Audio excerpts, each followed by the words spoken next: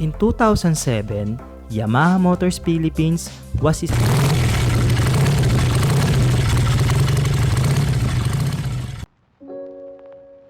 kaya nilabas nila ang Yamaha Mio. Since nilaunch ng Yamaha Philippines ang Mio scooter, naging best-selling ito at naging number 1 sa market ng motorsiklo dito sa bansa hanggang ngayon 2019. Kaya naman maraming version ng Mio scooter at isa na dito ang Mio Sporty or Mio Salty sa tawag ng iba. Since ito ang low range sa lineup ng Mio scooter, mabibili mo ito for the price na 67,900 pesos. The scooter has equipped with 114cc engine, to be exact, air-cooled, 4-stroke, single overhead cam with the max power of 7.64 at 8,500 RPM and with the max torque of 7.2 Nm at 5,500 RPM. Tangke 4.1 liters, Euro 3 ready, so ibig sabihin matipid at eco-friendly ang scooter. At carburetor ang fuel system nito, so low maintenance at patok sa mga mahihilig magkarga at racing ng motor. Disc brake sa harap at drum brake sa likod. At pagdating naman sa suspension, meron siyang telescopic fork at monoshock. Standard ang seating position, so dagdag puntos sa mga mahihilig mag long ride. Malambot at makapal ang foaming ng seats, so hindi masakit sa wepax pagka babara ng biyahe.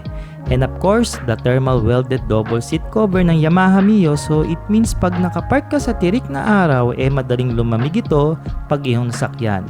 So iwas ka sa balisawsaw sa daan. Basic switches na pang scooter meron siya. Sa analog panel, wala naman masyadong nabago, kulay lang. Sa style naman ng tambucho, nabago yung heat guard.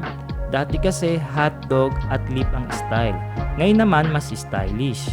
At yun lang, nawala yung footrest sa LED gate na dating meron sa mga previous version ng Mio Sporty.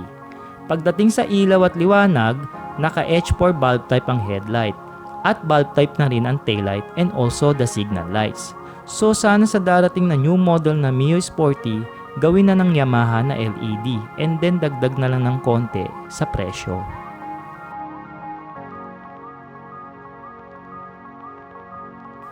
Well, trademark na ng Mio Sporty ang pagiging lightweight scooter bike dahil sa bigat nitong 97 kg.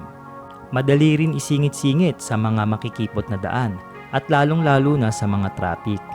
Yakang-yaka rin i-ride ng mga kababaihan natin kasi nga mababa lang ang seat height nito at 745mm, so kung 5'3 or 5'4 ka, abot man na ito plus magsasapatos ka pa.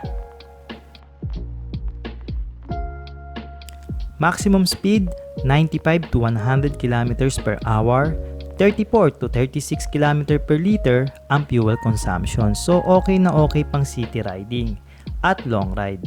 Ang Mio Sporty ay pwede sa mga baguhan at sa mga veteranong riders na naghahanap ng service scooter bike na pwedeng pang araw-araw na gamitan.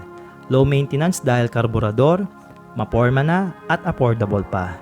And of course, it is Yamaha that always rev your heart. Shoutouts nga pala sa Yamaha Wheeltech Olongapo at sa mga staff nila, especially kay Sir Jomar.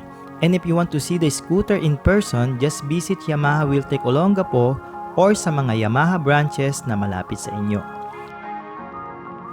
This is our cruise of Sork Moto. See you next week for my new episode and have a great weekend.